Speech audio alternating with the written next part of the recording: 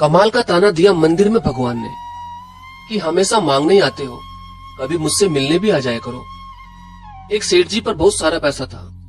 उनके पास बहुत बड़े बड़े बिजनेस चल रहे थे और जैसे जैसे उनका बिजनेस बढ़ता जा रहा था, उस सेठ की भक्ति प्रभु में बढ़ती जा रही थी। लेकिन समस्या यह थी कि सेठ जी के पास में, उस व्यापारी के पास में समय ही नहीं था कि भगवान की भक्ति करे। बहुत सारे मंदिर तो उन्होंने बनवाए, लेकिन स्वयं कभी पूजा करने के लिए गए नहीं।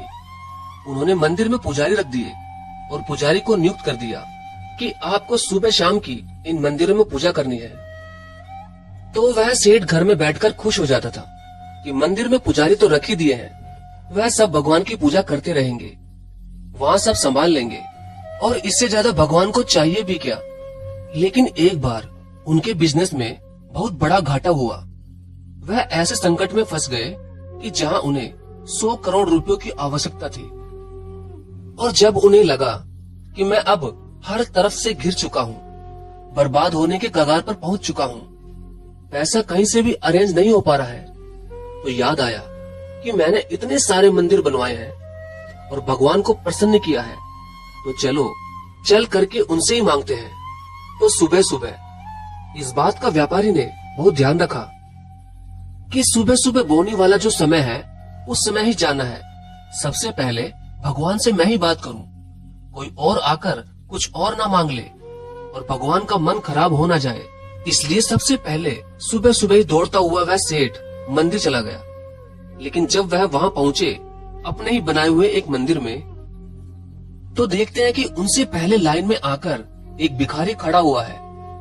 सेठ जी का दिमाग खराब हो गया कि यह भिखारी मुझसे पहले आ तो गया और यह भगवान से पता नहीं क्या मांगेगा, और भगवान का कहीं यह मन खराब ना कर दे, उनकी इच्छा ही खराब ना हो जाए कि क्या पता वह मुझे मेरा मांगा हुआ दे या ना दे। तभी सेठ भिखारी के पीछे खड़े हो गए। अब सेठ यह सोच रहे थे कि यह क्या मांगने आया है, इस भिखारी को क्या चाहिए।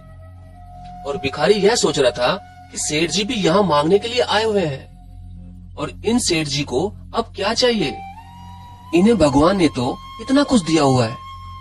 अब जैसे ही मंदिर में पट खुले तो भिखारी ने भगवान से कहा कि हे प्रभु, सिर्फ 100 रुपए की आवश्यकता है, मेरी पत्नी बीमार है, कुछ दवा का प्रबंध हो जाता तो इलाज चल जाता और मेरी पत्नी ठीक हो जाती। और वह बार बार यही बोले जा रहा था कि प्रभु सिर्फ 100 रुपए, बस आज 100 रुपए दिन भर में मिल जाए प्रभु। अब सेठ का दिमाग खराब हो गया।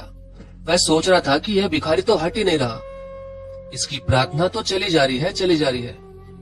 तभी सेठ ने बिना देरी किए उस भिखारी के हाथ में 100 का नोट रखा और कहा, जाओ जाओ यहाँ से, लो 100 रुपए और निकलो यहाँ से। लेकिन भिखारी 100 रुपए पाकर बहुत ही ज्यादा खुश हो गया और उसने भगवान का धन्यवाद करते हुए उस सेठ का भी शुक्रिया अदा किया।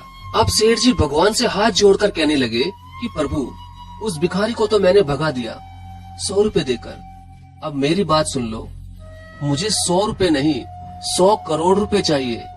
भगवान, कहीं से भी इसका इंतजाम करवा दो प्रभु, बस मुझ पर भी कृपा बरसा दो। ऐसे वो मंदिर में बोले जा रहे थे बार बार।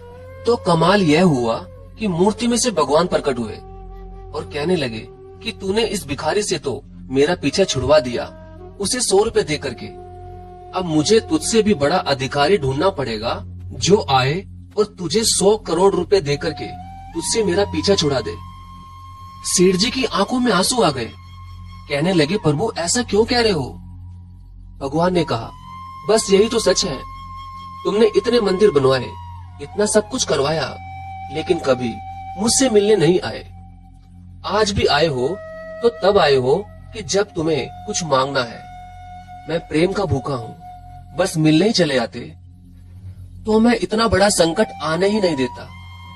बहुत छोटी सी कहानी है जिसका सार यह समझाता है कि जहाँ बहुत ज्यादा मांगा जाता है वहाँ प्यार खत्म हो जाता है, प्रेम समाप्त हो जाता है। इसलिए मांगना बंद कीजिए और अगर मांगना ही चाहते हैं तो सब्र मांग लीजिए कि प्रभु मुझे धैर्य दीजिए, सब कुछ मैं अपने दम पर करूंगा, बस मुझे सब्र दे दीजिए और आपकी कृपा बनाए रखिए। और दोस्तों, जब भी आप जाएं, चाहे उसको आप किसी भी नाम से पुकारते हो, जब भी आप उनके दर पर जाएं, तो उनसे मिलने के लिए जाएं, उनसे मांगने के लिए न जाएं। वह तो सबके लिए अच्छा ही करते हैं और अच्छा ही करते रहेंगे। धन्यवाद।